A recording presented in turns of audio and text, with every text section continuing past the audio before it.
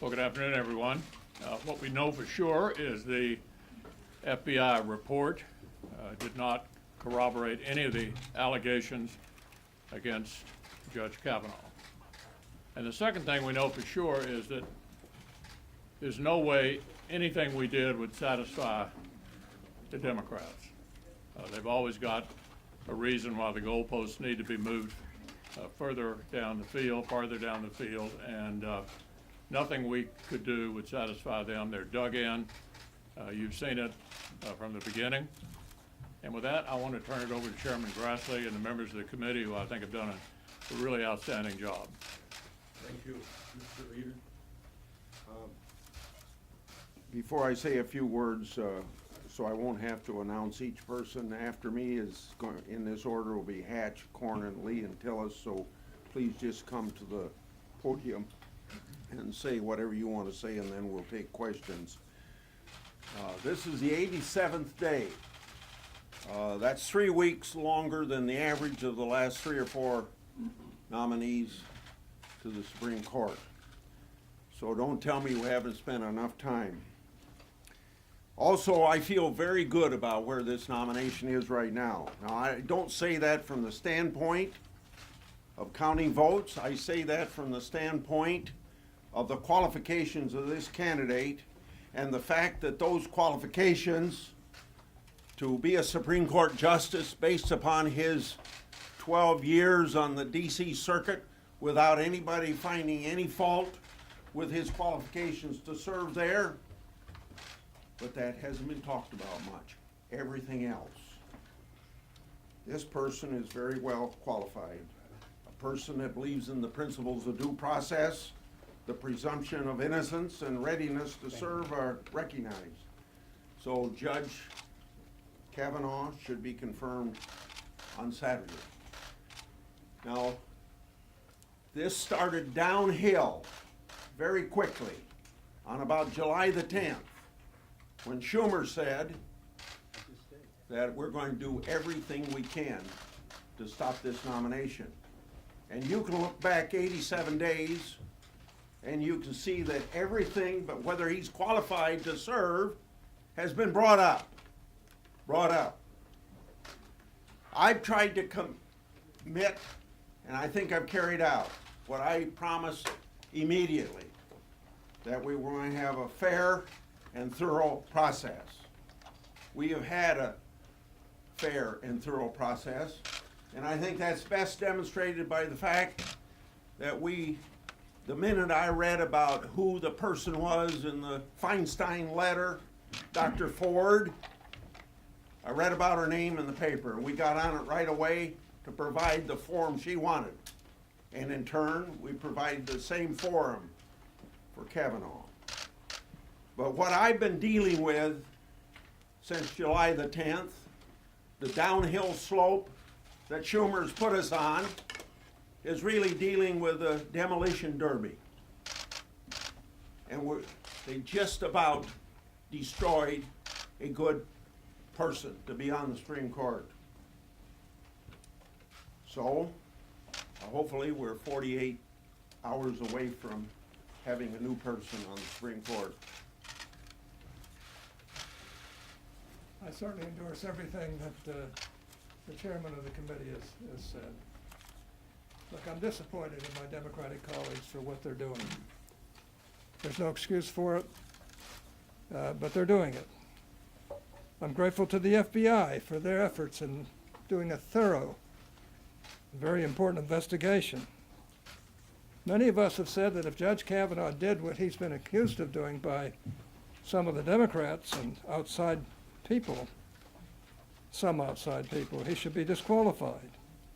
But after investigations from both the committee and the FBI, we have found nothing, absolutely nothing to corroborate accusations against him. And we need to confirm him right away.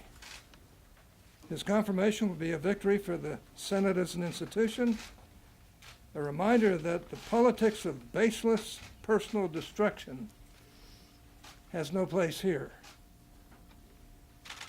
I think he's one of the best nominees I've seen in my 42 years in the United States Senate. And I apologize to him for the way he's been treated. Yes, this is an important position. Yes, and Democrats have a right to feel very worried and upset about a Republican getting this seat, because they thought they had won the election. But that isn't the case. And our side has handled this, I think, with discretion, handling every problem that has come up. And frankly, I hope we can just move forward and get this done. It's the right thing to do. Judge Kavanaugh is a great judge. He'll make a great justice on the United States Supreme Court, and I intend to do everything I possibly can to make sure he gets there as quickly as we can.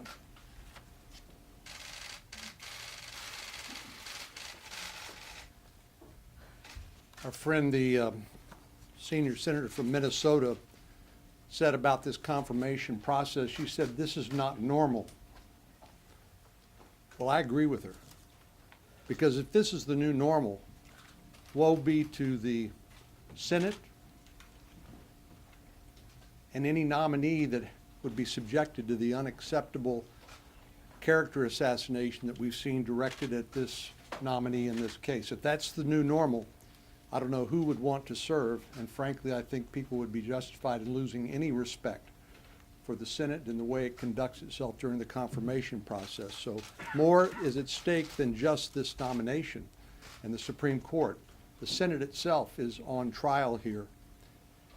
A vote against Judge Kavanaugh tomorrow will be an endorsement of the mishandling of this confirmation process because of hiding relevant information that could have been examined on a bipartisan basis in a way that respected Dr. Ford's request for privacy, and gotten to the bottom of this as we have attempted to do now with 20 million people watching on television.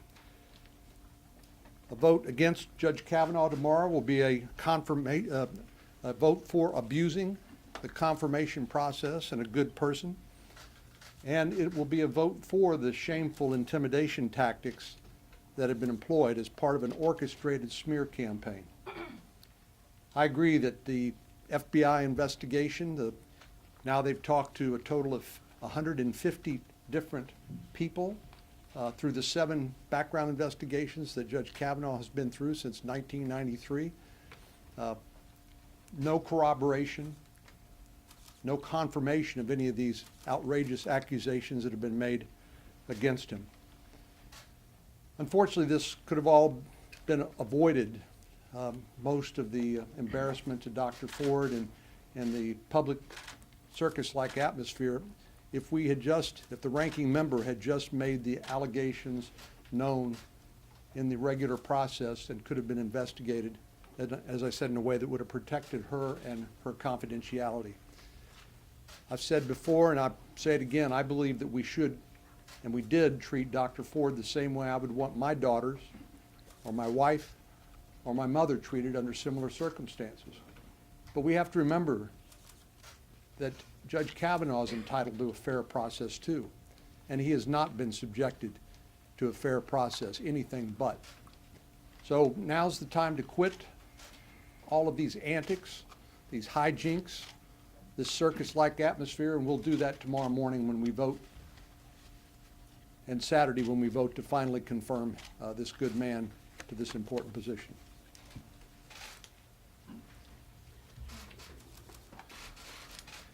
The process of reviewing the FBI reports that we received this morning has been exhaustive. It has been a collaborative process with my colleagues. It occurred in a classified environment because these are documents that we're not allowed to disclose to the public.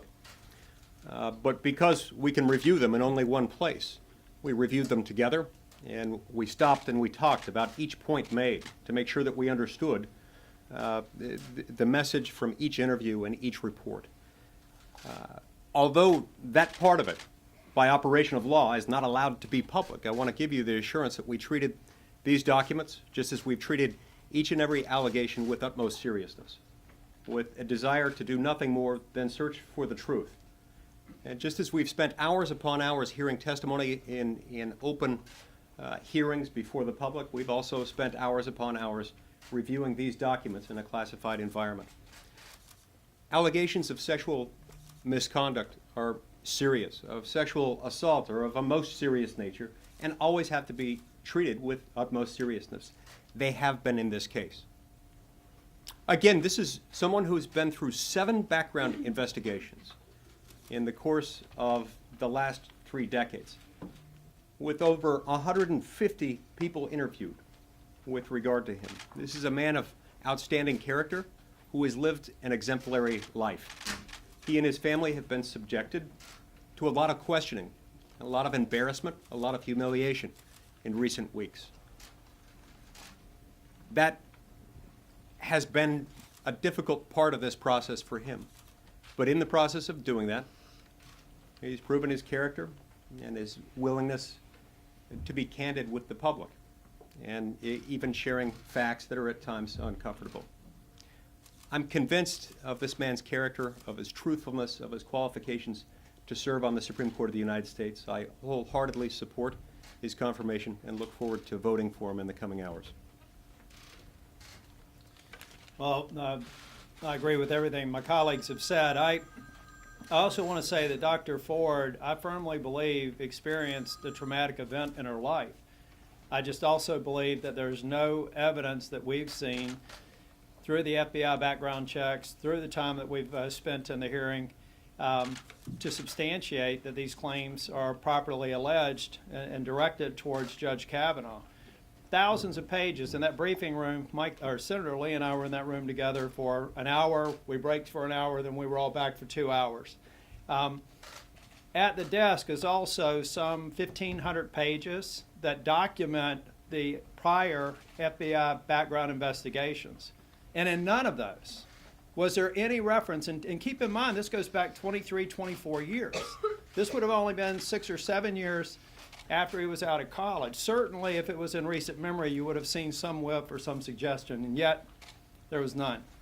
The last thing I'll leave you with is it appears as though since one of the tacks that some of my colleagues on the other side of the aisle have taken here is not working, they're not really able to substantiate the allegations, now they've moved to this narrative of the way he behaved in the hearing last week was somehow putting to question his judicial temperament. In the 31 hours that he was before the Judiciary Committee, I saw Judge Kavanaugh. He was extremely patient with unfair questions being cut off, but he maintained his poise throughout those 32 hours with very few breaks. Last week, I saw Brett Kavanaugh. I wasn't judging him as a judge. I was judging him as a human being who's having his life destroyed before his very eyes, having his 13-year-old daughter heartbroken, and having his wife issued death threats. And I would defy anyone in this room, if they had gone through that same experience, if you wouldn't have had those same emotions. And yet, over the course of that testimony, nearly 2 hours, I think he composed himself and did a good job in answering the questions and defending his good name. We're ready for questions. Direct them to whoever you want to answer. Chairman Grassley, can you explain to us how you came up with your list of who should be interviewed by the FBI? I think I'll let you do that because you were at the same meeting I was at. We did not come up with a list of people who the FBI should interview. The FBI was requested to conduct an investigation into any and all credible current accusations of sexual misconduct by Judge Kavanaugh. And the FBI made the decision from there as to who to interview. So then as a follow-up to that, why not have the FBI interview people in whom Christine Blasey Ford confided in over the years? Aren't those kinds of conversations usually key to sexual assault investigations? They did, and I think I answered your question. Our request was to the White House. The White House then made the request of the FBI to conduct a supplemental investigation into current, credible accusations of sexual misconduct. They did that. Just to be clear, that we did not give them a list of people and only these people they can speak with. We went back to have them go back and to those who issued statements, speak with them. But a part of the protocol when you do a criminal background investigation, is there anyone else I should speak to? And in fact, when they went through that, they identified some others who hadn't put forward statements before, and we saw that in the record this morning. Senator, Christine Grassley- Blasey's attorneys have said specifically that there should be 8 additional witnesses interviewed. And Deborah Ramirez's attorney said there could be 20, there should be an additional 20 witnesses interviewed, potentially people who could corroborate these accounts. Why not green light the FBI, tell the White House to green light the FBI to interview these additional witnesses? The FBI has gotten all the permission they need in order to interview whoever they think is necessary. There has been no one to corroborate any of the allegations made by Dr. Ford or by Ms. Ramirez. And the FBI has reported that back to us. They have followed additional leads. But the whole purpose of this is delay. This is not a search for the truth anymore. It became clear early on when this allegation by Dr. Ford was hidden from the committee and handled in such an extraordinary way against her wishes and without her consent. This is a search and destroy mission. This is not a search for the truth. We've done everything we can to treat both Judge Kavanaugh and Dr. Ford fairly and treat all allegations made seriously. That's been exhaustively studied by the FBI as well as Judiciary Committee staff. There really isn't anything else. 20 additional witnesses is not that Senator, much. the president has said that the president has said that there shouldn't be even a little doubt, given the fact that the accusers are suggesting that there are additional people who could corroborate their stories. Are you confident that you have eliminated any cloud of doubt? All of the people identified by Ms. Ramirez and Dr. Ford have testified contrary to the way Ms. Ramirez and Dr. Ford have alleged. And so the witnesses they have identified saying they were present at the event have all refuted their allegations. So I think that ought to settle But they it. said there's Senator, 20 Dr. witnesses. Flores, They- on a slightly different note, one thing that was noticeable at the committee hearing was when Christine Blasey Ford said that it was not clear that the committee would go to California to interview her. I'm just curious, Chairman Grassley, you've already referred some charges to the DOJ regarding uncorroborated allegations. I'm wondering, will the committee take any kind of action against the attorneys for Dr. Blasey Ford? We don't prosecute. Or will you refer them to the ABA? Right now, I'd say, I don't know, and I don't know whether there's any reason to. I think that what I'd like to do when we get all done, because this is almost rock bottom, I would like to have the future mending things so we can do things in a collegial way that the United States Senate ought to do, and particularly when it comes to Supreme Court nominations. And you folks can have something to do with this. Now, I would never use the word fake news. I consider you folks policemen for our democratic system of government. But I want to show you where some of you have bias. I've had demonstrators in my office for 2 weeks now, both for Kavanaugh and against Kavanaugh. And one time, the people that were for Kavanaugh wanted to be interviewed. And they said, we're only interested in interviewing people against Kavanaugh. Now, that's a bias that none of you should be proud of. Chairman Grassley, Dr. Ford's What? Dr. Ford's legal team has sent a letter to the FBI, and they're characterizing this investigation as a stain on the process, on the FBI, and on our American ideal of justice. What's your response to that characterization? I'll give you, let the FBI do what the FBI is hired to do and keep political interference out of it. And my making a call to the FBI that you ought to do something is political interference. I made no call to the FBI since this whole process started a week ago, and I'm not going to. I never had any conversation with anybody in the White House because I got confidence in the FBI. They go where the facts lead them.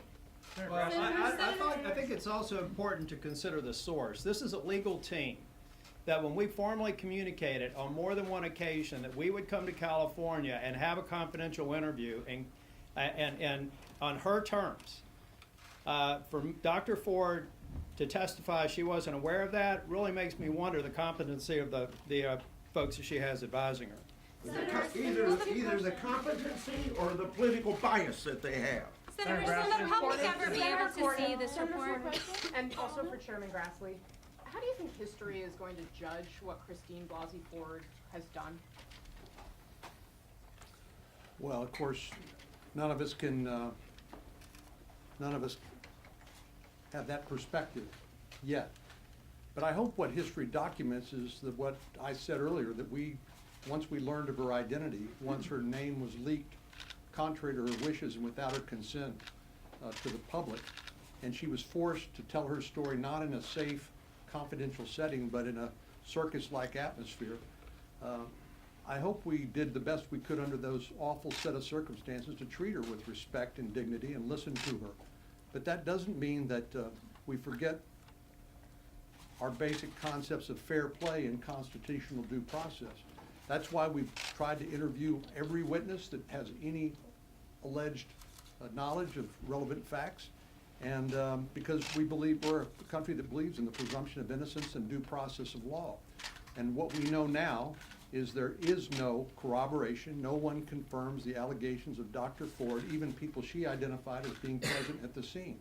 So I believe we've done the best we could under these circumstances, given the incredible mishandling of Dr. Ford's allegation by the ranking member on this Judiciary Committee, to try to treat everybody fairly. But it's time now to vote, and that's what we're going to do starting tomorrow morning.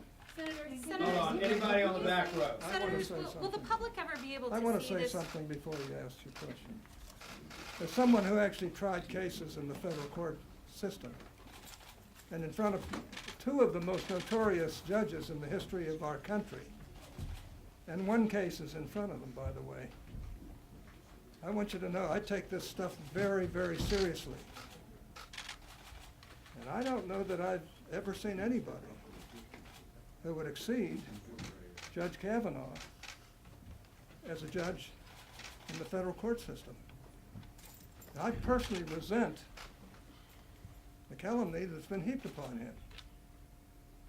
It just isn't right, it isn't fair, and it sends a message to everybody that you really want to take a federal judgeship in the future. Now, this is just wrong. And unfortunately, there are some people who just don't care. And they know that these judges on the Supreme Court are going to handle very, very difficult issues. And I'm sure that when the judge is there on the Supreme Court, he'll decide issues that will terribly disappoint Republicans and maybe terribly disappoint Democrats from time to time. But I know one thing, he's honest, and he will decide cases based upon the law, and he'll do a good job in doing it. That's one reason why we feel so deeply about this. And frankly, I resent this business of taking on anybody that is from the Republican Party or the Democratic Party for a federal judgeship. It's really irritating. As though these people who have spent a lifetime getting AV ratings, the highest rating you can have from the chief rating service of attorneys in this country. I know a little bit about that. I have the highest rating you could possibly have, both here in Utah and back in Pennsylvania. These are important things to me. When I got out to practice law in Utah, I was told by everybody that Judge Willis Ritter was a curmudgeon that you really had to watch. Well, I got along well with Judge Ritter. He just wanted you to be competent when you went to court. On the other hand, he was biased, there's no doubt in my mind. This is an important position. And this man is qualified. And they put him through this type of a mess just because they are unhappy that Donald Trump had the right to appoint him. It's just plain wrong. And I got to say that I'm proud of my colleagues for standing up on this issue, and we ought to all be standing up on these issues. What we want is we want competent federal judges who are not biased, who basically will abide by the laws themselves. And this man is one of those. Hold up. Last question. You all, the Democrats say one thing after looking at this report, and you all say another. Will the public ever get any sort of a view or any sort of a summary of what this report said? Tell her about the rule. Well, it was very clear to us in the memorandum of 2009 between Obama and Chairman Leahy that there's one document, no copies made, and not released to the public. So we can't do that. Now, there's some suggestion the White House can do it, but you're gonna have to go to the White House to get that answer to your question. Thank you.